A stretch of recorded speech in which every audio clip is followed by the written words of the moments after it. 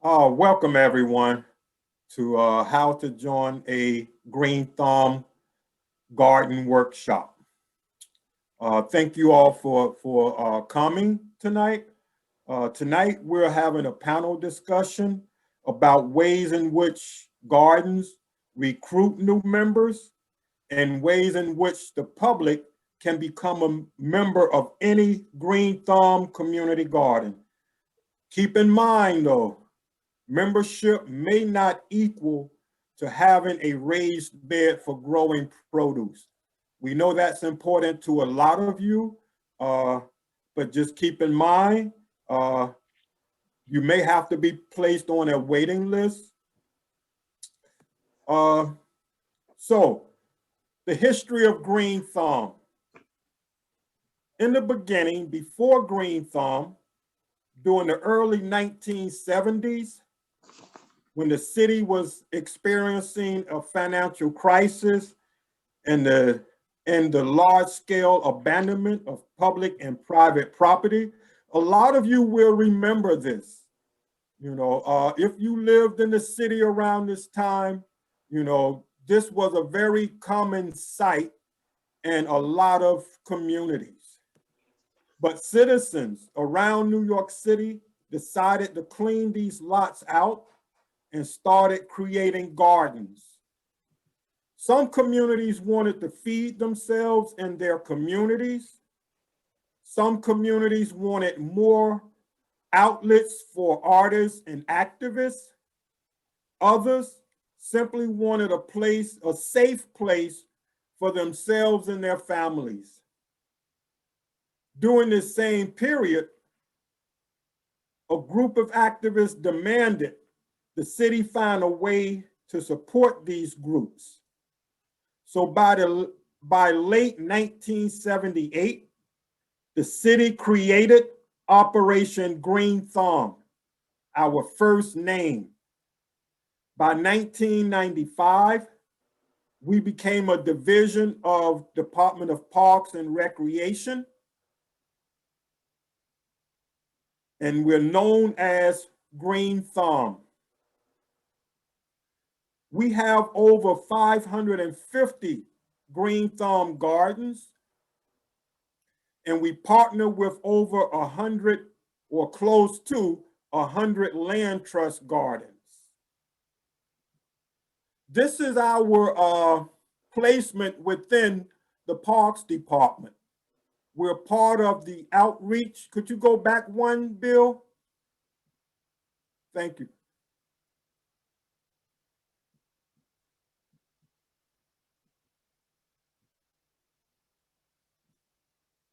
So I'll just keep going.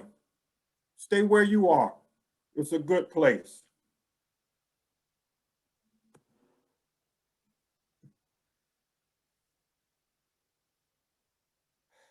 We support gardens in many ways.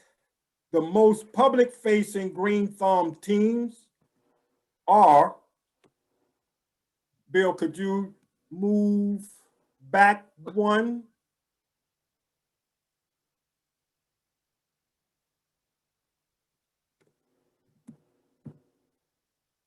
Just stay where you are and I'll meet you there. Don't move the slide, Bill.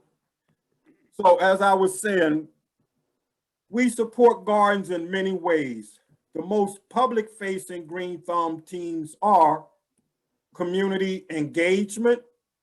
We're also called outreach coordinators or OCs. Then we have the planning and programs. Thank you, Bill. So here's the community engagement team. We are outreach coordinators and we help community garden groups navigate other city agencies to get the resources they need. We also coordinate supply deliveries to gardens, and we supply them with basic supplies, lumber, soil, compost, wood chips. We facilitate garden meetings. Not all of the meetings, but sometimes we have to step in and facilitate them.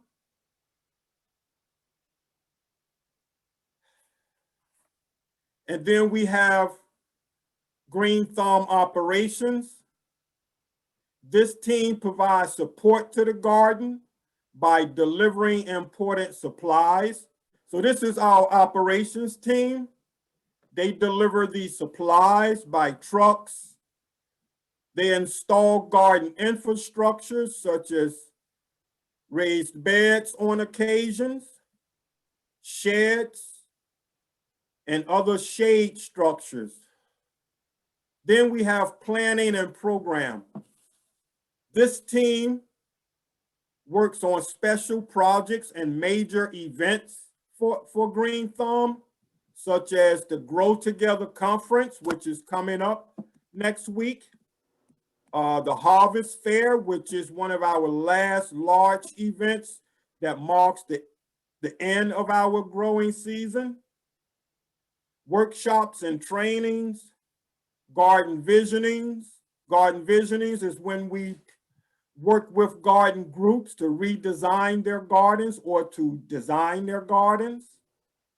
And they also works with volunteers and work days.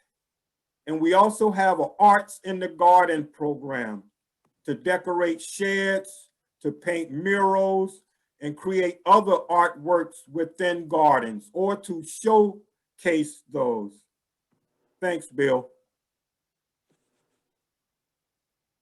So let's talk about the gardens. As you may know, no two GreenThumb gardens look or function in the same manner. GreenThumb gives a license agreement to garden groups. This agreement gives the group the right to manage the garden for the benefit of the community and the group. But this is also why all gardens have different missions, purpose. Each garden has different membership requirements and leadership structures. So tonight, you will find out how to find a garden, how to contact a GreenThumb outreach coordinator, and most importantly, you're going to hear from 3 gardeners. They will talk about their garden and what their membership requirements are.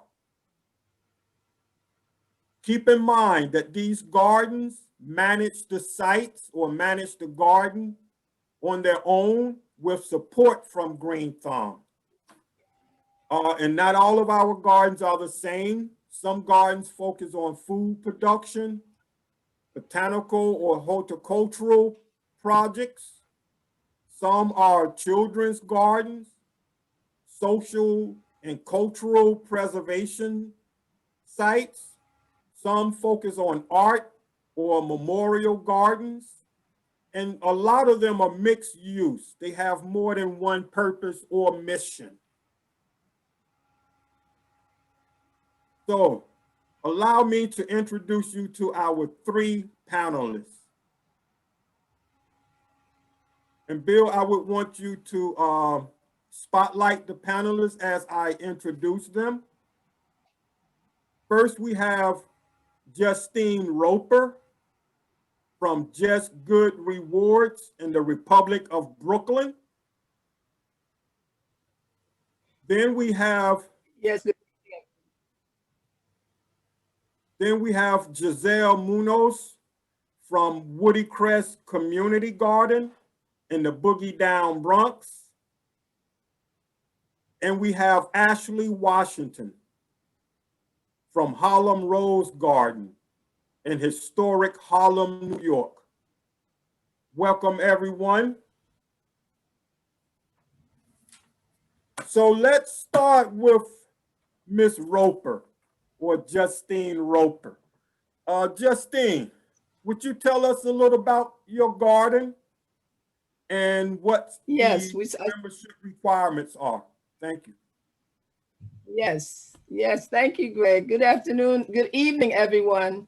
And welcome to GreenThumb and welcome to Just Good Rewards Children's Garden. We are located in the beautiful community of Brownsville, Brooklyn. We are in Brownsville, Brooklyn, the Community Board 16. which is a lovely community board, and we are a group of children, youth, adults, and senior members of the garden. We are also named for a 9/11 victim, which is Benjamin Keith Clark III, who was part of the World Trade Center tragedy. So we are memorial.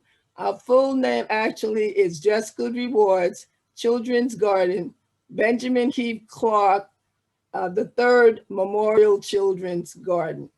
We are located at 155 Amboy Street in Brooklyn on the corner of Sutter Avenue, and also another cross street is Picken.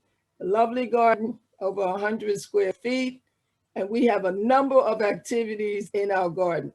The garden was started as an adult garden in 1987, and in 1992, our garden was moved into a children's garden.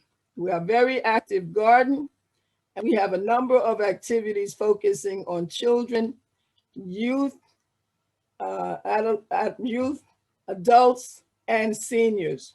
We also have a number of events at the garden, and we also have summer youth employment program, which is conducted every summer, other than during the first summer because of the pandemic situation, but we certainly are planning to get back into that. We also focusing, it's a membership garden, and we pay dues, but we also have volunteers who work with us very well. And our volunteers are usually the ages of 18 plus.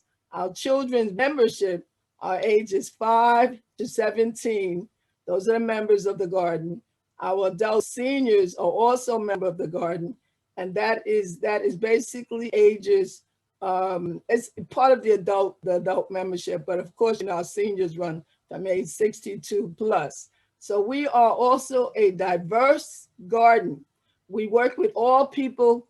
As a matter of fact, 2 years ago, we changed our motto to, we are a community garden of all people, and we work with all people. We have a number of cultures in our garden.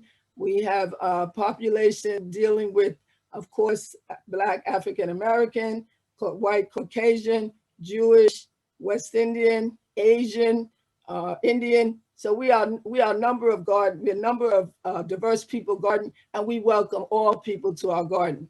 A number of our activities that we have throughout the year. We start the garden off in March, of course, but we're there all year round from actually January throughout the month of December. And a number of activities that we have at the garden that we start off the year with is a Easter egg hunt, which we focus on having the children find plastic eggs, fill it with candy, and it's a beautiful event. We have that right before Easter. And we also work, as I said, with the summer youth, which is our next activity.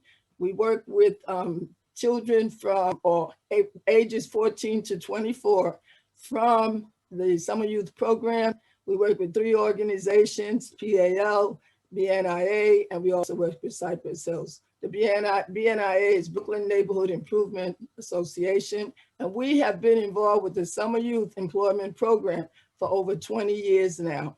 We also have a wonderful back to school barbecue, and it's a big event that we have every year, and we give out book bags, so we support the schools as well, because the school is also part of our membership program. And we give out book bags, school supplies, and a number of school supplies that we give out in a different kind of event. We have a DJ, bouncy house, and the children are very, very excited about that. We also have, during the Halloween time, we have a Halloween party, and the kids dress in costumes. You make your own if you like, or you can buy some. And we also have a cleanup. We have a fall cleanup. And the last activity that we have throughout the year is that we have a Christmas toy event, where we give out toys to the children in our community. As I mentioned earlier, we are pretty good gardeners, and if anyone is interested in joining our garden, we are open. Membership is open year-round. We have different events that you can come to. We also have a registration form, and we have you fill out those registration forms. So we would love to have you. As I say, it's open. We do recommend that if you would like to be a part of the garden, the requirements is that you be nonviolent and that you're able to work with the leadership that are there. But we welcome everybody, coming into the garden. I think that's basically it. I think I might be taking up too much time because I know we have other people. So Greg, if there's any other that you want me to fill in here, because I have to get the guide, I'd like to have you tell me what else you would like us to do, or we can go on to one of the other panelists. Well, let's move on to the other panelists, and I will come back to you. Yes.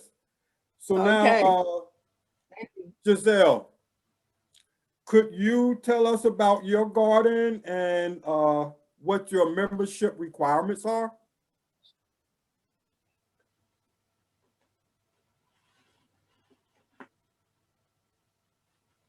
Unmute yourself. Thank you, Greg. I actually couldn't unmute myself, but Oh, okay. That's all right. We got people behind us controlling. I know. This is a beautiful honor and privilege to be here with all of you. As Gregory mentioned, I am repping the beautiful space that I know and love, Woodycrest Community Garden. We are located in the Highbridge neighborhood of the Bronx on the shoulders of the landmark that is Yankee Stadium. And I'm actually not here alone. I just want to big up all of my fellow members that are here and supportive. Similar to Jestine, our garden is open to the general public. Membership is free and accepting of the general community. We have been in existence since 1983.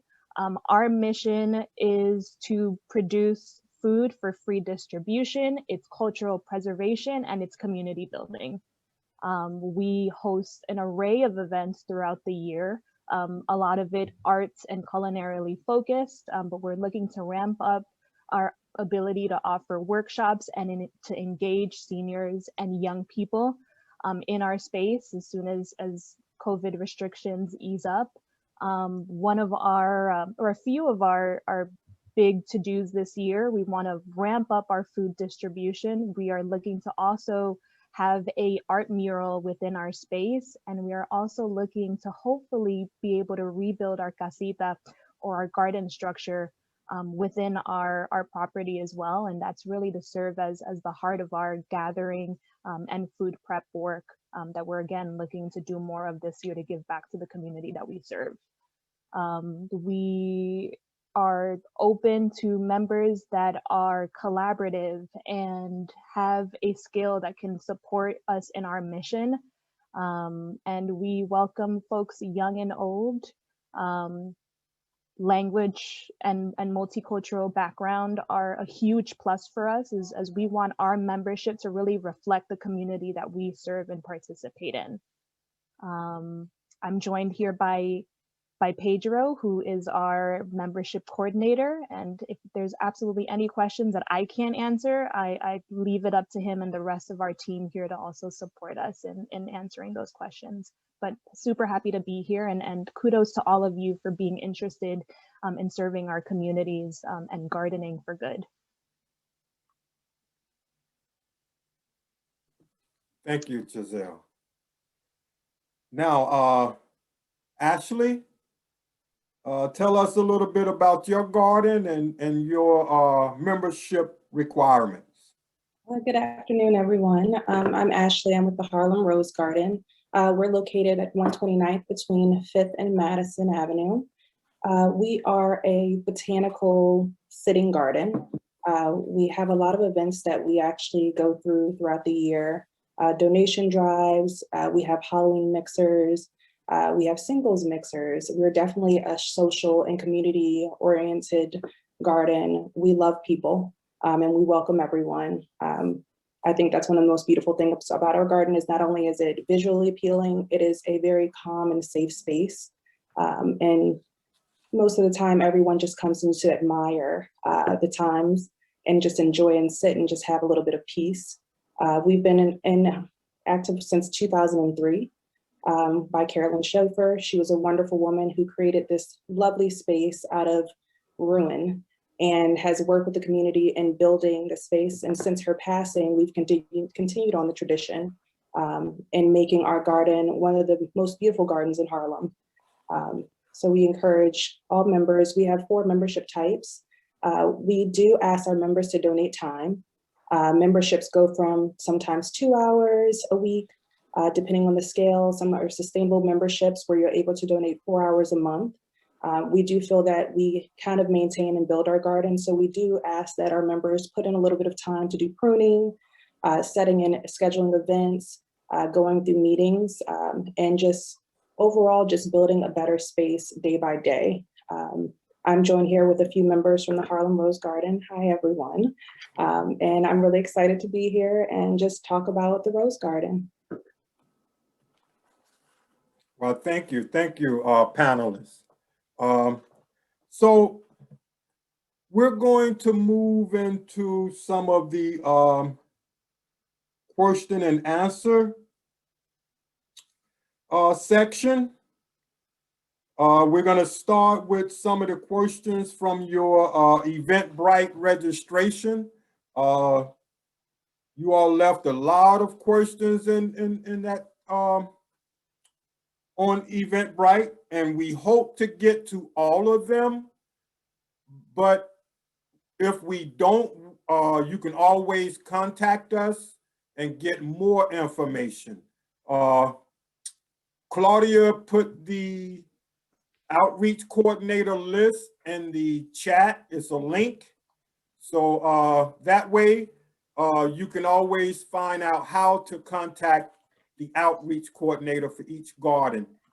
Before I open it up to Eric to give us some questions, I have one question that was given to us, and I think it's very important. This person asks, is there a membership fee to join your garden? Because some of our gardens do have either membership fees or they have what we refer to as a plot fee. The plots are the raised beds where you would grow produce. So any of you could answer that. I'll start with Justine. Justine, does your garden has any fees for becoming a member? Thank you. Just Good Rewards does have a membership program because we are a dues paying garden. It's very, very low, not expensive at all. But we also have volunteers who work with us, and we just ask them for a donation. But if they don't want to give it, it's fine because they do give up their time. But our members normally pay a fee on a yearly basis or monthly basis or weekly basis.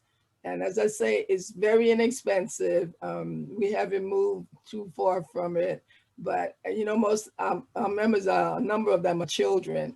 So what it is that their parents are the ones who are paying the dues. So the parents are also our members. They become automatically members when the children join, because it's really the parents that are paying the dues. But then of course we have adult membership as well, and we have senior membership, and they also pay dues, but it's inexpensive. Thank you. Yes, Thank you. Right. Yes. Ashley, what about your garden? Are there any membership fees or plot fees? Yes, we do have membership fees. We have 4 different types. They're based on time available. We have one that simply is the Rose membership. That's just asking, it's $20. We just require you to do 2 hours. It ranges from 2 hours a week or 2 hours a month, anywhere to a sustainable membership where it's $125 for the year, and that's a commitment of 4 hours a month. With collecting dues, that goes to taking care of things that we may need, maintenance within the garden, buying new plants. If we decide to do an event, we keep that in the bank, so that way when it's time for that, we don't necessarily have to ask our members to go out of pocket, because we actually do have substantial savings. And those memberships helps. We also take volunteers, because some people are unable to, pay at this time. So we would always take a hand and just take your time and just enjoy the space. So we've increased our dues. We've been pretty consistent for the last 2 years, but we do reevaluate every 2 years, just sustainable to make sure that depending on how much savings we have overall. And that's always been a big thing for us, because we do, as we're growing, we're getting new members, we're doing more events, we're doing things that, need some funding. So that's always benefited us, having dues to help moving forward. So yes. Yes, thank you. Thank you. Giselle, does Woodycrest Community Garden have membership fees or plot fees? We don't at the moment. What we do request is the commitment of time. So you would expect a minimum of 4 to 6 hours per week. And we do have 3 for the time being membership types: a member with a plot, a member without a plot, and then a friend of the garden. But a time commitment is expected of all levels. Thank you. Thank you. So for the audience, not all of GreenThumb gardens have membership or plot fees, but a lot of them do. It's a way for them to raise funds, to provide events, to purchase needed equipment, to do, some gardens collect fees so that they can grow more food and give it away without selling it. So, it's important that when you contact a garden and ask about membership, that's something you should inquire about. Ask if there are any fees associated. And yes, so let's move on. I will ask my coworker, Eric, to please feed me some questions. Okay, Greg, thank you very much. And thank you, Alex and Claudia and Bill Pape out there. Mr. Anderson, as our master of ceremonies, I'm going to throw you 3 plates in the air all at once, and then I'll let you figure out who's going to answer them. These are questions from the Eventbrite registration. So the first one is, how do you become a regular volunteer? And then the second one, what kind of work is involved? And the third one, how does food and social justice shape the community garden initiatives and ethos? So in other words, the 3 are how to become a regular volunteer, what kind of work is involved, and your food and social justice shaping your mission. Thank you. Thank you. Ashley, you wanna begin? So how to become a regular volunteer? Typically you can reach out to any member of the garden. If you have time and you just want to donate your time, we usually have sitting hours or open gate hours throughout the season. And we always encourage volunteers to stop in. Some people really take joy in just pruning. I do. I love pruning roses. It's very therapeutic. So we have some members or volunteers who will just stop by and say, hey, do you mind if I come in and just do some work? And it's like, and it's healing for them. It's a very good experience. So all they have to do is reach out to a member. They're either connected with myself as the co-chair or Anna, and we work them into the schedule. And we also coordinate times when we have open hours. And usually most of the time we kind of schedule it throughout the month. So they typically are asked to do maybe like an hour a week. If they can do more, we always encourage that, but we do ask an hour per week. Okay. So you recognize the difference between volunteers and members. Yes, very much so. Great, We'll take great. all the help we can get. Right, right.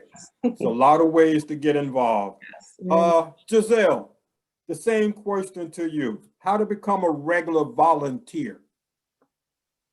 A similar response to Ashley.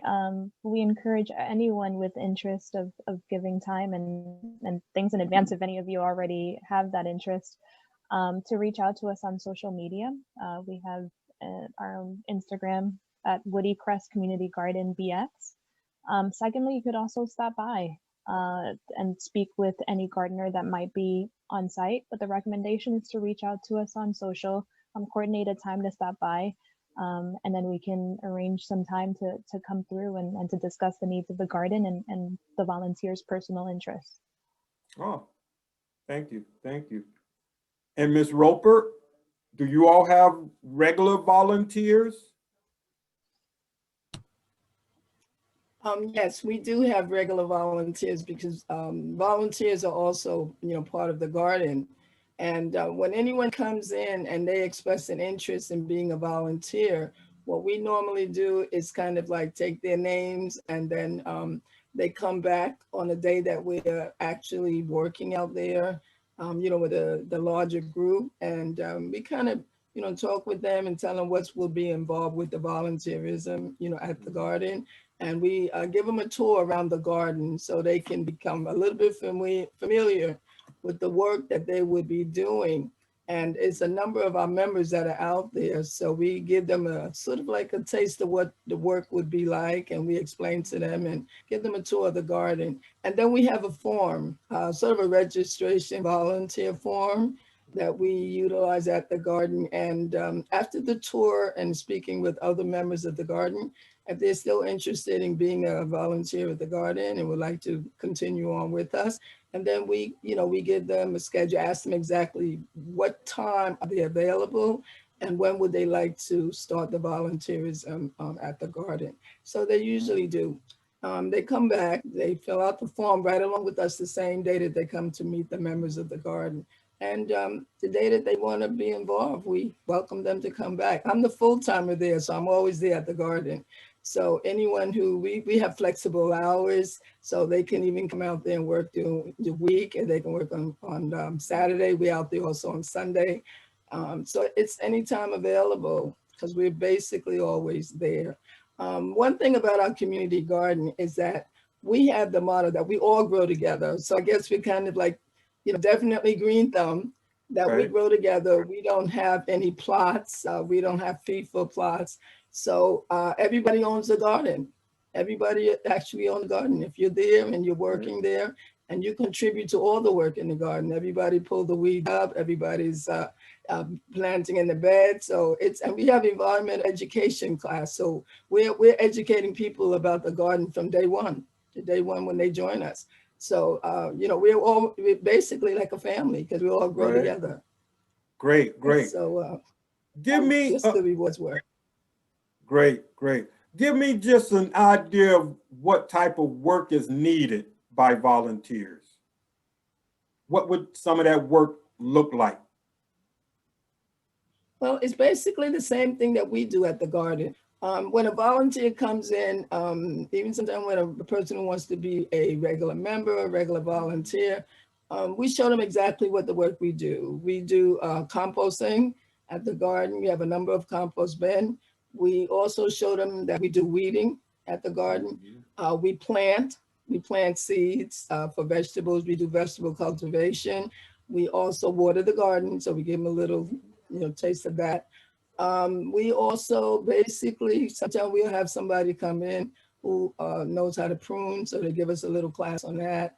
And then we have sort of like what you call a section. We have 4 sections in our garden. So everybody we rotate sections so they can get a chance of doing different things. And we water the trees, we water the flowers. So these are basic water the vegetables. We identify what the vegetables are. We have the leaves identification So we have a number of things that the gardeners and volunteers is pretty much interested in. Volunteer gardeners who are most experienced, they're sort of like our supervisors, and they're also the teachers as well. And we have young people who's been there for quite some time. So they pretty much know what's going on in the garden, and they teach the new person coming in. And I'm there. We also have the seniors that does the same thing. So we all do the same work. Some people are just beginning. So we're the teachers who kind of teach them. And if we got someone coming in from Brooklyn Botanic Garden, GreenThumb, who kind of help us with the teaching as well. Excellent, excellent. Thank you. Giselle, you welcome. What does some of that work look like at Woodycrest Community Garden? Similarly, we always love a volunteer that is down for shoveling snow. Right. We watering garden beds, weeding the paths that are surrounding the beds, caring for our flock of chickens. We have a beautiful family of 11 chickens in a new coop that the GreenThumb family has provided us this year. We also love a volunteer that has any sort of woodworking or carpentry skills. We're always in need of repairing our garden beds. And you know, creating additional, taking out the garbage. It really is more of a collaborative effort, right? Like, what are the skills that the volunteers is coming to the garden with? What are their interests? And then what are our needs in the moment that they're available? Excellent, thank you, thank you. Ashley, could you give us a snapshot of what some of the work volunteers would do at Harlem Rose? Since we're mostly a botanical garden, we require a lot of pruning. We have probably over 15, actually 17 different types of roses. So we walk, you know, normal day would be walking them through the garden, kind of explaining what roses are what to do, how to prune, what's needed. We also ask that they weed the pathway. We actually divvy out the service for the neighboring super. We're lucky enough, he actually takes care of our snow removal. But if there are days where he's unable to, you know, they're more than welcome to do that. We do ask them to kind of dress our trees with mulch, just making sure that everything, and that if the compost is needed to go around, that they can also put that around the areas that are needed too. But we also have been getting some volunteers that have more green experience than some of the members too, you know, so it's always a learning experience, you know, because you can take something from anyone and learn something differently. So there's something very beautiful about that. And I think that having our volunteers has actually shown and grown us as well. Just giving a little bit more information, because there's always going to be a learning curve or either a growing moment. And that's what we kind of utilize our volunteers. And if we have events, they can also assist with our events.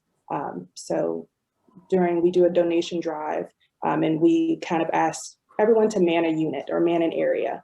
And so usually that's kind of volunteer enforced along with the members. So they work hand in hand to just get the mission done. And handle all of our donation drop-offs and deliveries as well. Oh, excellent, excellent. So there's something for everyone. Yes, there's something for everyone.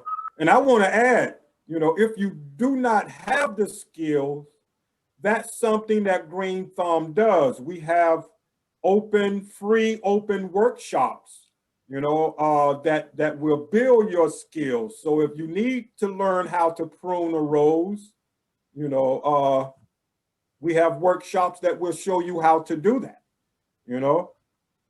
I want to get to this tough one. How food and social justice shapes the community garden's mission. Does either one of your gardens consider themselves social justice oriented? Because I know that could mean different things to different people, social justice. So if either one of you want to speak on that, if your garden has a social justice platform, you know, especially if it includes food, would you want to speak on that? Well, I'll speak on it. We don't have what you call a social justice food program. We don't have that, but we do produce food in the garden. We don't produce a lot of it because we do so many other, you know, do a lot of different variety of things. But as far as production of food is concerned, you know, we donate the food to the community, and then our garden also, the members and the volunteers also take some of it home. In terms of social justice, you know, we don't have a platform such as that, but in terms of working together, you know, we do have bylaws and we follow those bylaws, and we encourage everybody to work together and participate in a positive way, in a nonviolent way. And I know social justice somehow focuses sometimes on being relating to nonviolence. Yes. So we even as part of our membership program, we have rules and regulation in the garden in addition to the bylaws that we have. And we're always talking about, you know, being together, working together, and try to understand the needs of each other.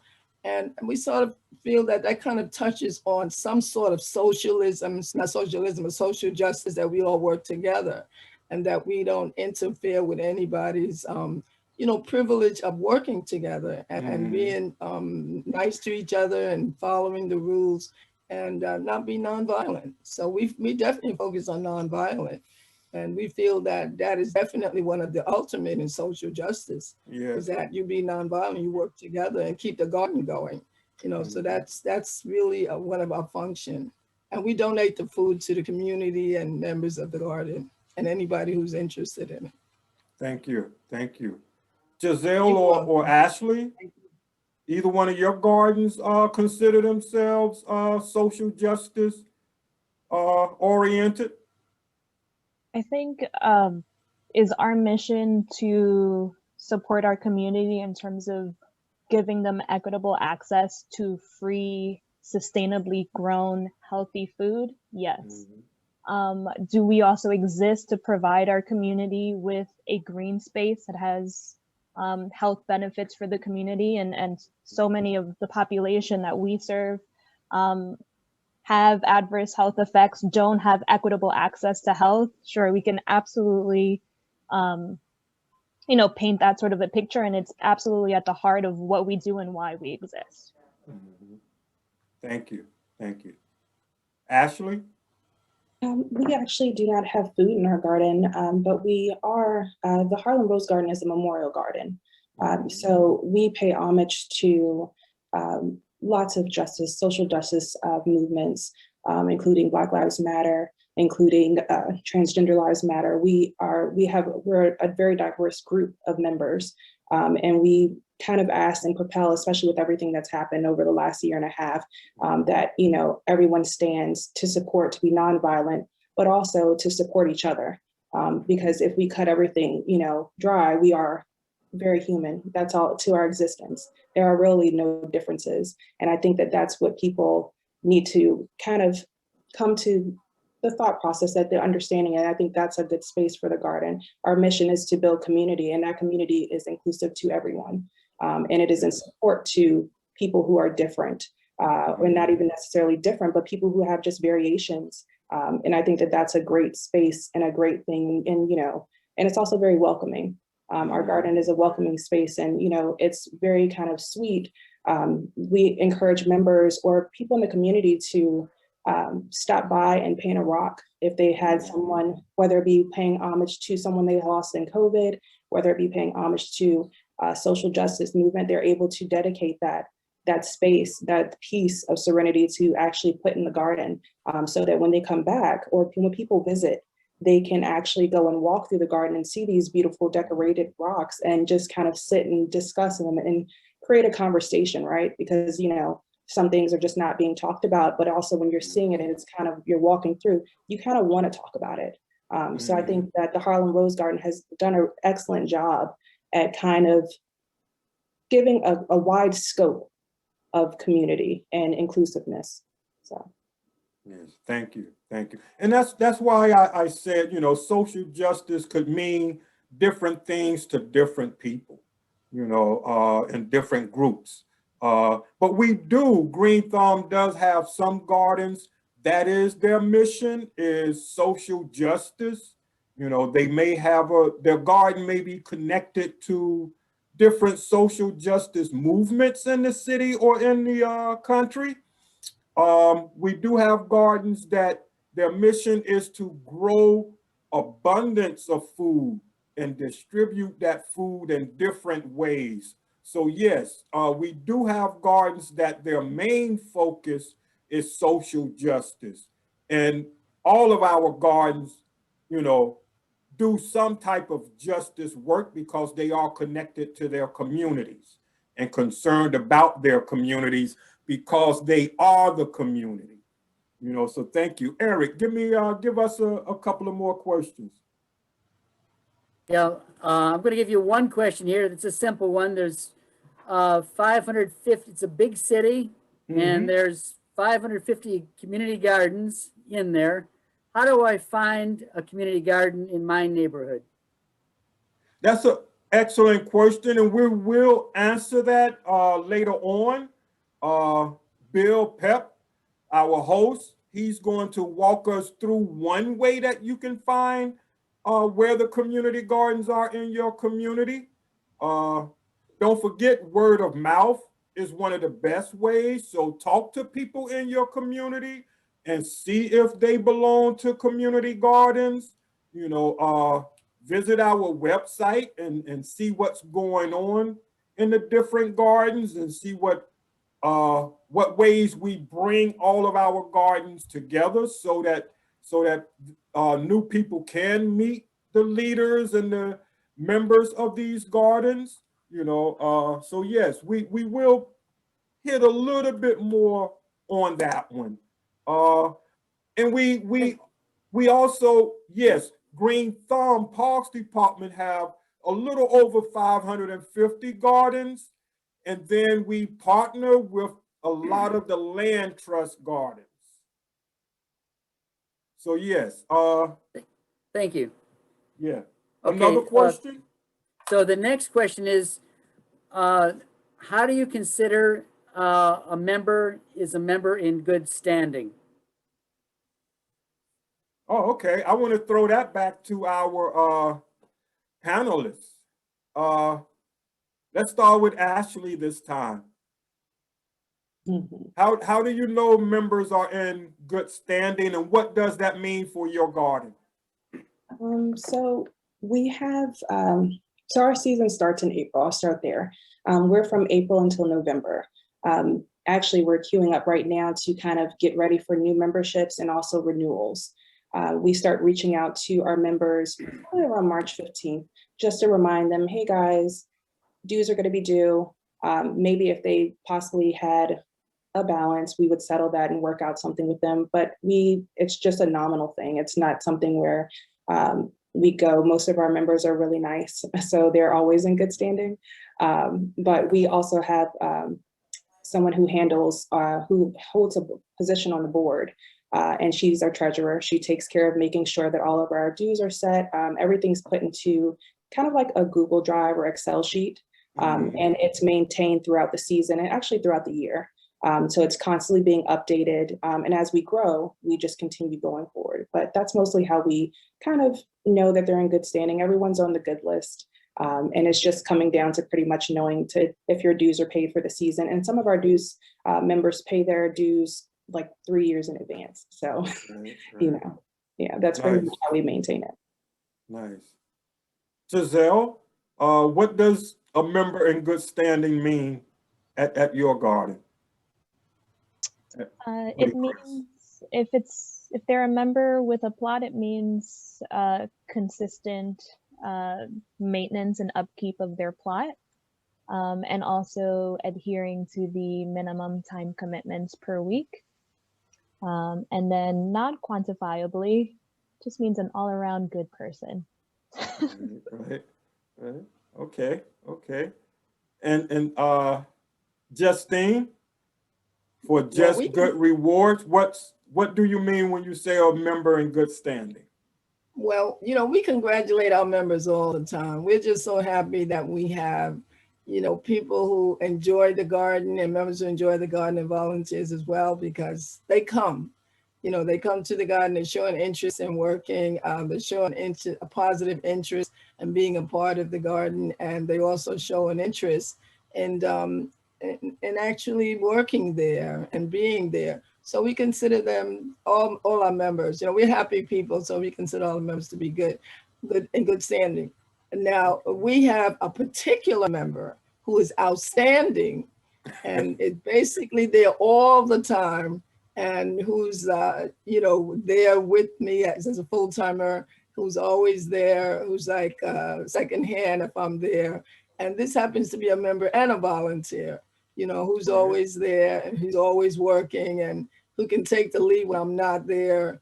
So there's some members who, one or two is more outstanding, but all our members are pretty good and we're proud of them, because working in a community garden is it's a lot of things to do, to upkeep, and they enjoy that. So when you have a member, the members who enjoy that and they enjoy coming and they enjoy working there and they're happy about it and they're happy to the community, that, to me, I think that's a member in good standing. But there's some who, one or two or three, who kind of is outstanding, you know, is outstanding. So we're pretty proud of our members because they do a good job, and we all go together. And the garden is beautiful, and we keep it going every year. So we're pretty proud of them. Thank you. Thank you. Yeah, as an OC, I hear this quite a bit, you know, members in good standing, and it has a few different meanings for different gardens. You know, some gardens state that if a member has paid their dues and have done their volunteer hours, you know, and they keep their raised bed free of weeds, you know, that member is in good standing.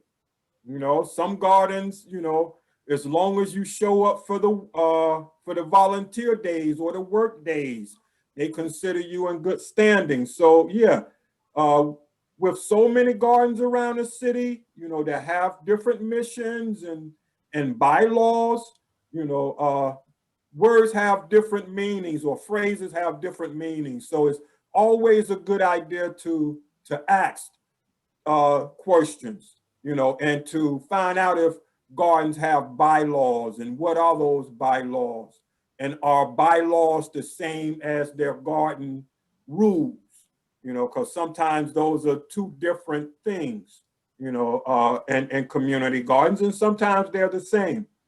All right, Eric, we're on the road. Give me another question. Okay, here we go. This is a rather specific one. This is a coordinator that has, he's in the quality service for the autism community with 10 sites and throughout Manhattan, Queens, Bronx, and Manhattan and Long Island. And he would like to know what gardens might be able to supply or engage the autism community. Okay. Let me first ask the panelists, do any of your gardens work with autistic or sometimes referred to as special needs or different needs, emotional or what have you? Do you all work with that population? Yes, Greg, Just Good Rewards Children's Garden does. We have a school in our community, and we work with a number of schools in the community. You know, the COVID has kind of calmed that down now, but that's where we started our focus, is working with children who were in the special needs community, and also working with children, you know, I guess we could say who is not mentally challenged or physically challenged, but we work with that population. As a matter of fact, we have teachers who used to bring the children out, but you know, this, as I said, calmed down a little bit because of the COVID situation. But yes, they come to the garden. They do basically the same thing as our members do. And we have had a number of children in wheelchairs. We have children who, you know, it's ambulatory and able to turn a compost bin, able to rake leaves, able to water the garden. So they do basically the same thing, able to plant seeds, and we have the teachers and the workers come out with them. The summer youth, because we have the summer youth in our garden as well. We have had children who were, I guess you could say that had emotional problem, who had special needs, went special education classes, and we work with them. We work with various different types of children, various different types of individuals. We even work with veterans, you know, all through the year. So we were able to work with someone who was mentally challenged in terms of hearing. And we were able to do that. Yes, matter of fact, this was sort of an older teenager who was 18 years old. And one of the providers that we work with, they asked us if we were able to work with this type of population. So we said, yes, we'll be happy to, you know, to have them, because we've worked with children in that capacity before, which when we started with the school. So we have a diverse population. And we're able to work with that particular population. So we welcome that. Mm-hmm. And we definitely welcome, because we're able to function, able to work with that population. Mm-hmm. Mm-hmm. Ashley, Giselle, does either of your gardens, you know, work with special needs populations, or, you know, autism or other needs? Because we all have different needs, you know, we all have some different abilities, you know, so yeah. We're absolutely open to folks, volunteers, visitors, in any capacity, to people with different needs, whether it's autism or any other different abilities. And I think first it starts with the conversation and, you know, how they're looking to experience the garden, and then how we can, you know, work together to make sure that that experience is beneficial for them. Yes, yes. Thank you. Ashley? No, we're definitely up and open for it. I think similar to Giselle, we will be open to the conversation. We have a few members who are counselors and therapists, and also school teachers who work with special needs children. It's not an initiative that we've just started, but we're trying to work something out in the upcoming season to hopefully just to take a walk through, you know, because sometimes it's just about having the space. Just because the city, there are really no quiet spaces or sitting spaces where things are closed off. So we would definitely be open and encourage the space. So we would love to have them if he's willing to come out, you know, and would like to use the space as well. Thank you, thank you. And I would add, one of the best ways to find a garden that works with different populations and different abilities is to contact the OC, the outreach coordinator, you know, and have a conversation with them. For instance, I know a couple of my gardens work with different populations. I have one garden that has worked with a couple of District 75 schools. I have some that have worked with veterans that are suffering from PSTD, you know. So yes, talk to the outreach coordinators, and they could help you find a garden that is either already working with that population or is willing to work with it, to work with you and that population. We're open to a lot. You know, we understand that our gardens, you know, can serve different needs, you know, sensory needs and other needs that not only children but adults, you know, may have, you know, and I think our gardens can fit that. You know, if not, we can definitely find people that can. Eric? Okay, Greg, the next question is not for the three panelists because their gardens are looking so fine. But Lucia asks, I have a community garden near me that has been closed for the last year due to the pandemic. It's overgrown with weeds. and I would love to help out. How could I get involved in that garden? All right, I think I'll bump that up to our policy specialist, my supervisor, Alex Policy Munoz. specialist. I like it. Hi, my name is Alex Munoz. I'm the Assistant Director of Community Engagement at GreenThumb. Thank you so much for joining us. I'm ecstatic to see the turnout we had tonight. Lucia messaged me separately, so that's a great thing. We really do rely on folks to let us know about situations. We have 10 outreach coordinators, actually 9 technically right now, as Claudia is no longer officially with us. We can't be everywhere at once. There's 550 gardens, there's 5 boroughs. We need folks to let us know, shoot us a message, normal years, give us a phone call. We're all working remotely, hence my background. But a lot of our gardens were really hard hit by COVID-19. Some gardens decided not to open at all, which is perfectly fine due to the pandemic, especially with the early months. No gardens were required to be open. In a normal year, a garden has to have 20 or more open hours a week. Just a week. That wasn't required either. In a normal year, 2 or 3 more public events. Again, none of that was required. This pandemic really hits against everything that makes so much of community gardens wonderful.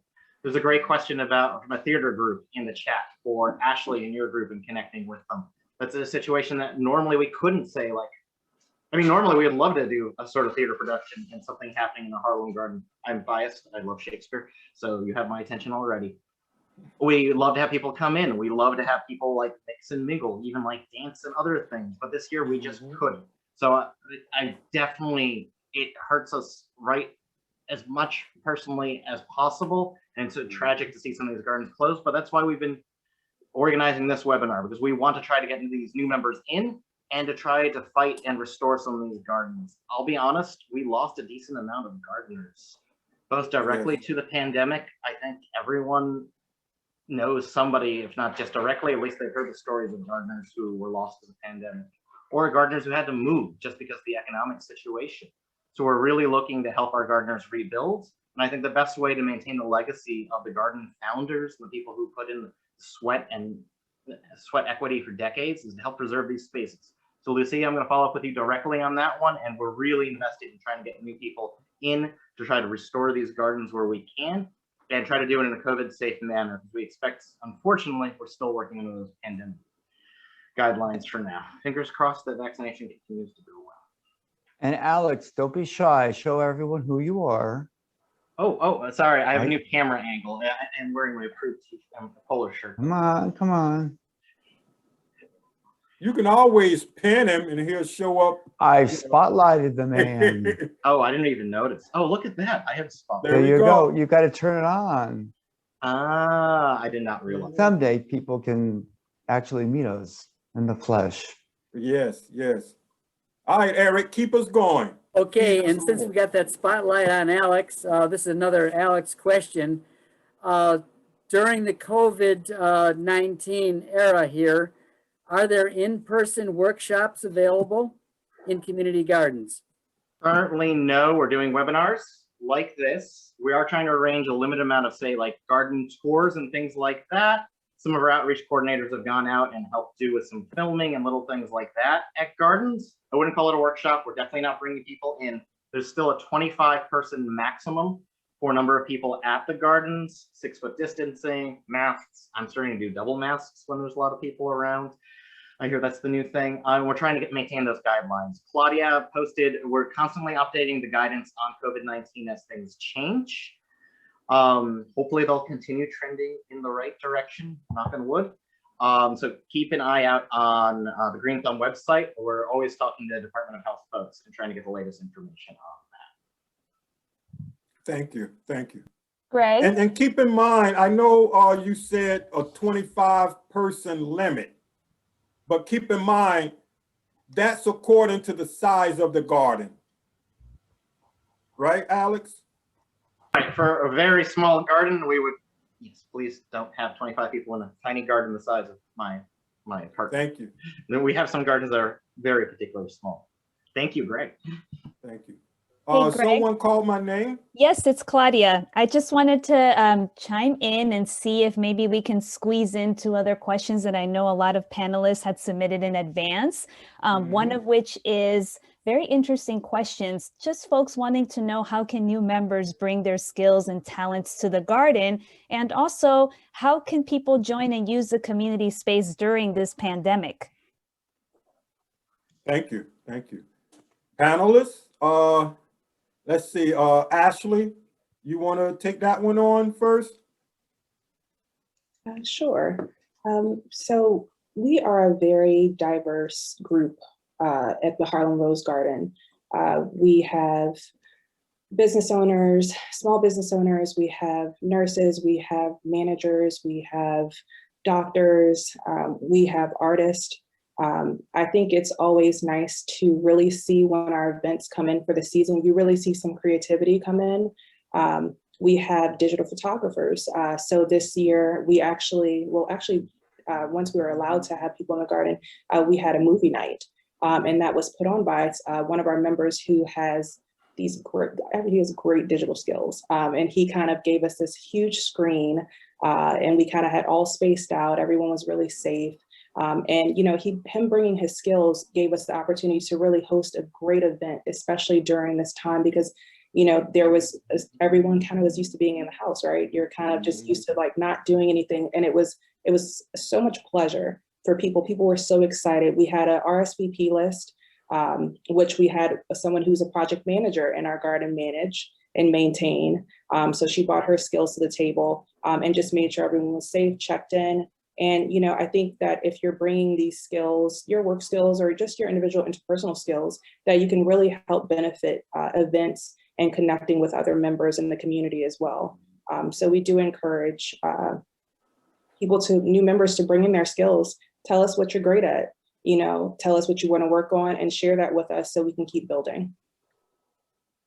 Thank you. Thank you. Giselle?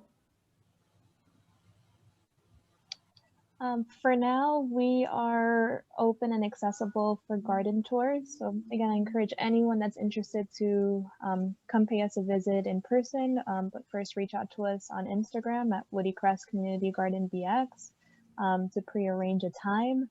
I think the apple of our eye for now has been our new chicken coop and our flock of 11 chickens, and that's been a point of interest for community members who love to stop by and feed the chickens. So you know, we're more than happy to receive visitors as long as we can connect on a day and time in advance and arrange a tour. Thank you. Thank you. Justine? I put in the go. chat, by the way, that Greg, we refer to him as Mr. Chicken, as I'm sure you probably know, Giselle. Anyway, pardon the interruption. We are I'm looking at our time. We're doing well. We're doing well. We want to give we have about 4 people that are on the phone. We want to give them an opportunity to ask a question, but please keep this cycle going. All right. All right. Yes, Greg. I think you call on Jestine. Yes, we do. We welcome any type of skills at our garden. And, you know, we make benches. We've done that. We've made tables. We've had people help us. We had some of the summer youth come in and also work with making benches and chairs. We have this big event that we put on every year, as I mentioned earlier, the Back to School Barbecue. And we have partners with a number of community people and people who come from all around New York City that has different skills. We have a beautiful mural at the garden. It's called Children at Work with Nature. And we've had a number of artists that actually created that mural and actually worked with it. We had a private artist at one point. We had Pratt Institute that helped us work on the garden. We had one of GreenThumb's artists who actually worked with us as well. So, and it created a beautiful mural. We've had even our children in the school who actually came to work on the mural. And we have had in any of these events, in the events that we put on, We always have dancers. We have partners with the churches in the community. We have praise dancers that comes from the churches who actually did praise dancing at the garden.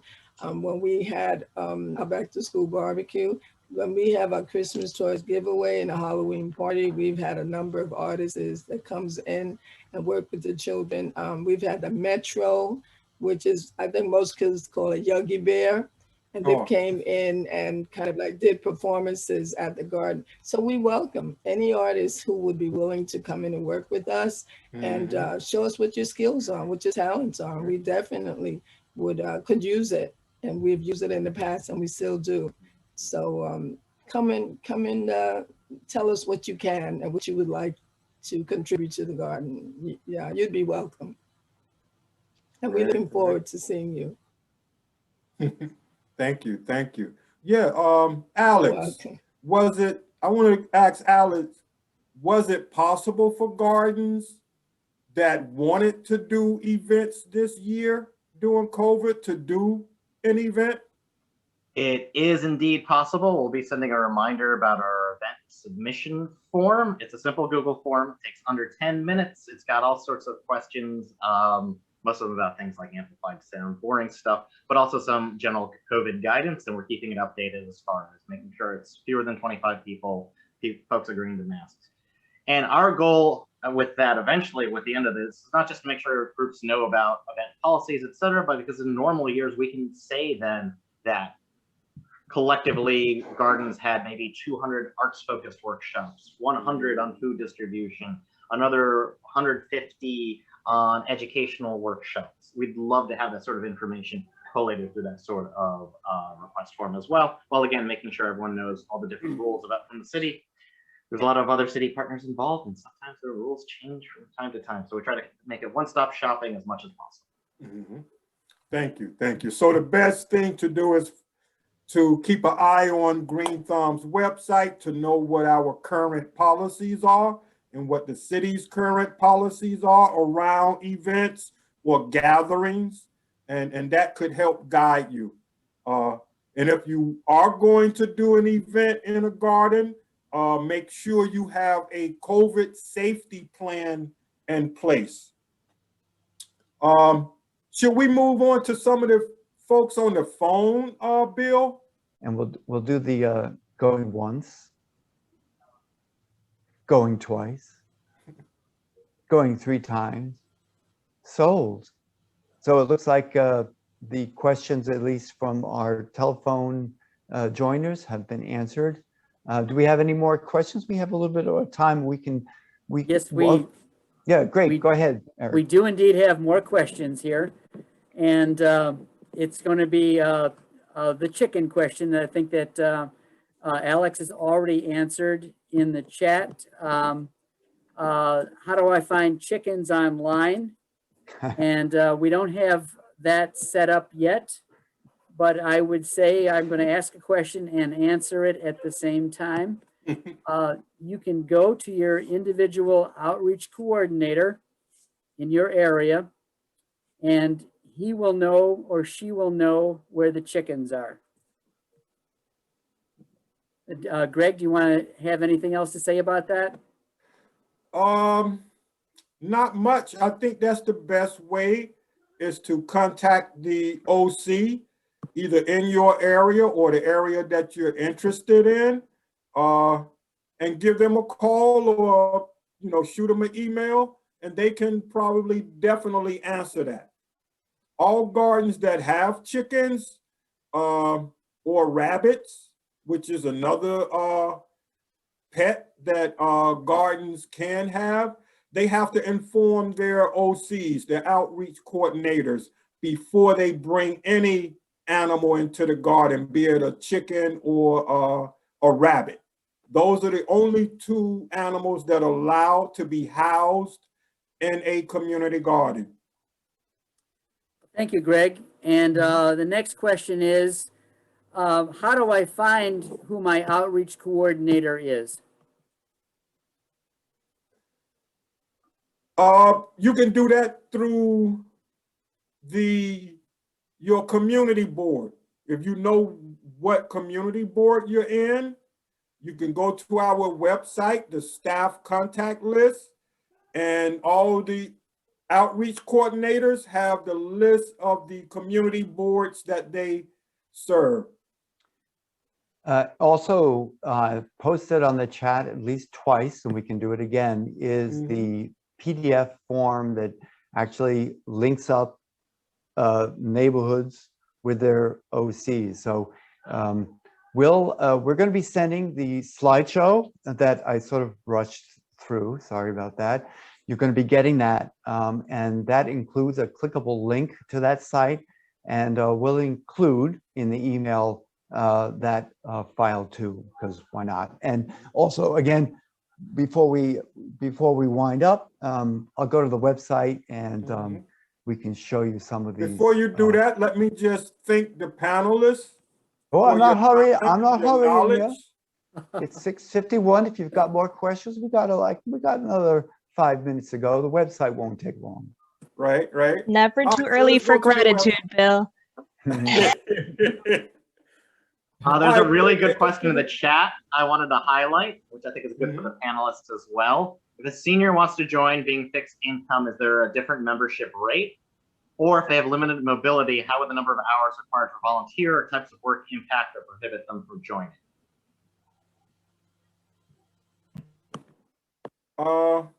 One of the OCs want to take a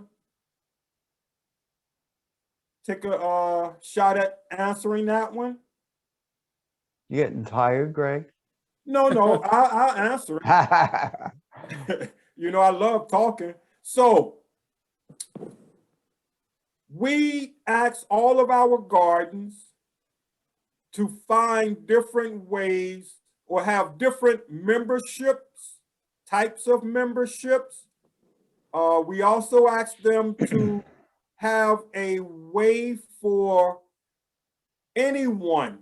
You don't have to be a senior in order to be on a fixed income or to have a limited income.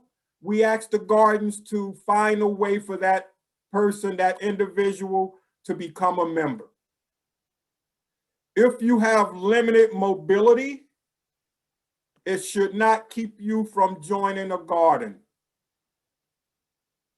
That's the purpose of our gardens, to give the community a space where they can be themselves, where they can relax, where they can, you know, participate in growing food, participate in growing flowers, participate in supporting the community. So it's all about looking at the bylaws or contacting the OC and asking the OC to support you in getting into a garden, because sometimes there are people, some of the leaders may not understand exactly what you're trying to say. So yes, there is a garden for everyone. And we want people not to have to travel far in order to garden or to participate in a garden. And that participation should look differently. Every member doesn't have to have the same fee and doesn't have to have the same abilities. There's a place for everyone. So sometimes, yes, you will have to get the outreach coordinator involved to be an advocate for you. Sorry. Eric, you had a comment? Yes, I'm saying that many gardens get around this requirement, the fee requirement, by posting what the consensus is for a yearly membership, and then putting in, for example, the membership for XYZ garden is $40 a month, $40 a year, but then they put in this clause, or whatever the member can afford. And that basically allows everybody to hit a limit or try and get up to the limit, up to their particular ability. Yeah. And as you see, some gardens don't even have fees. They don't have any fees. Yeah, I would just mention to everyone that it's important for you to all know that in return for garden groups having a great deal of autonomy about how they do things within their garden, we do have a set of rules, and one of the rules is that if someone cannot afford whatever the dues are, there needs to be some kind of a recognition of that, whether it's a reduced dues, elbow grease, extra work, or some accommodation, but there has to be some accommodation. You cannot be turned away from a Green Thumb community garden because you can't pay the dues. We probably ought to, at this point, give our wonderful panelists an opportunity to wrap up, and then I'll end up the program, but we'll go to the website. How's that, Greg? Okay, sounds good. Sounds good. Panelists, you have any last words? Yes, Justine. I just want to mention something about the individual about the seniors, because in our garden we have a number of seniors that are there, and some of them have certain types of. I'm a senior myself, so some type of mobility problem, but we still function. We move around the garden. There's no actually serious problem. We have younger people that are there that also works with seniors. We have the youth that are there that are also working with them. We have some of the parents of the children that are also there. And of course we have dues, and the dues are on a yearly basis, but you don't have to pay all of that dues at once. It could be paid on a monthly basis, could be paid limited. You can pay a small amount on a weekly basis. You can do that. So you don't have to pay a lump sum, because it takes us a whole year before we get, some people do. Some people pays it automatically. Some members pay it little by little. So we have that in our garden. And, we as I say, we focus on seniors as well. Our garden is diverse. So we're there to help. If you're unable to pay all of it, you don't really have to. You can pay it limited. So we welcome that. I'd just like to say this was really a great panel, and I thank everybody at Green Thumb for allowing me to participate with this. And we thank the audience for coming out. And, I had a great time. I enjoyed answering the questions, talking about my garden, which I love very much. And I'm very grateful to Green Thumb. You've been such a wonderful a wonderful organization to work with. I've been in the garden for so long, and I've worked with a number of members from Green Thumb and workers. And I have a wonderful Eric Thoman. Eric up there is my outreach coordinator, and he's been great. And of course, I know Greg, and I know you, Alex, and I know a number of other people from Green Thumb. And it's been a pleasure working with you all. And of course, I'm looking forward to continue on. So I thank the panelists, the members, who participated with me as co-panelists. I really enjoyed you guys as well. And I'm looking forward, to continue on. Yeah, Thank you. Thank you all very much. And the audience, thank you all for coming. Thank you all for coming. Thank you for your questions. And I had fun answering them. So if you want to go forward with Just Good Rewards, our outreach coordinator is Eric Thoman. And you certainly can contact him. And you'll be welcome at the garden. Thank you so much. We love you, and we love all of our gardeners and leaders and volunteers. It's a pleasure. Bill, we got 1 minute. Could you take us to the website? I certainly will. Yes. Okay. Please forgive all my tabs that are open. Bill, do you want to run us through this? Yeah, and actually, I don't see it on my screen. But what's important is that I know the website by heart. If you notice, this is where you can register for the Green Thumb conference, which starts on Saturday. So that's very prominent on the website. And in addition, on the left-hand side is where you will see all of our upcoming programs, all of which you can register at any time. The very important OC program guide is something that we'll send you. It's a little bit buried in the website, and we're not going to show it to you now. So she's just showing it to us, Bill. That's great. That's wonderful. Look for the sunflowers. Right? And find a garden. Here we are. Searchable map. Yes. And if you put your zip code in the search, 11216, it'll show you all the gardens in that area.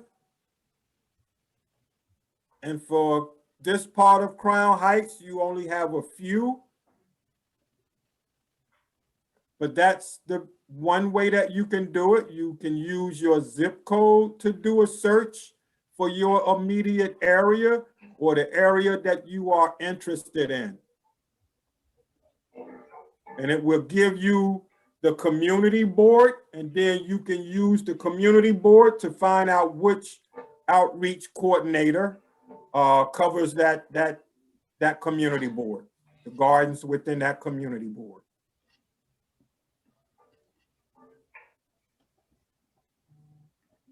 Okay. Okay, I think with that, we have come to an end to the program. We have all of your emails because you did register, so you'll be getting a lot of good information. Look for that.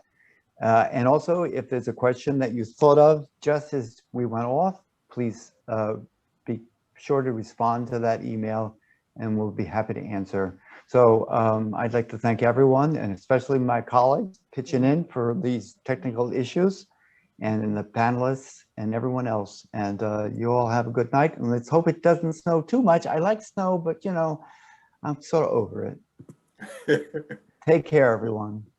Thank you. Thank you, panelists. We'll see you Thank you soon. all. Guys, take care. All right. Panelists, much appreciated. Great job.